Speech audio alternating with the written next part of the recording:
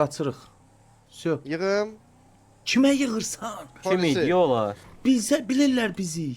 Bilirlər bizi. Sabah gəlib restoranda ağzımıza verəcəklər. Biz bilmirik Hə, onlar kimdir. Biz de hele böyle oğlan dörüydü. Yox, Ay. onlar kim idi ki? Apar yanlarına sür görür.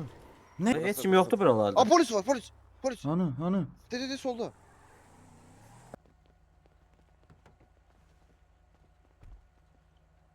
Bagajında nə var? Avtomatat var orada, avtomatat. Avtomat götürmə, avtomat götürmə. Avtomat Oy, götürmə. Silah Oyla, ala. eləmə. Pistolet olan. Gəlin bura, gəlin bura. Güllələr götürdüm. Qaç. Aa, de geldi. Hanı? De. Köməyə gəlin. Üzr istəyirəm. Biz bizi vurmuşdular orada. Reis. Kim vurur? Bizi orada maşın oğrayanlar. Biz onlardan qaçdıq. Sizi burada gördük, yanınıza gəldik. Bizdə bir şey yoxdur. Yo. Tərpənmə. Tamam. Oradan çıxdı, sən kimsən? Bagajımızdan çıxıb. Bagajdaydım reis, bagajda. Reis narahat olmayın ha reis.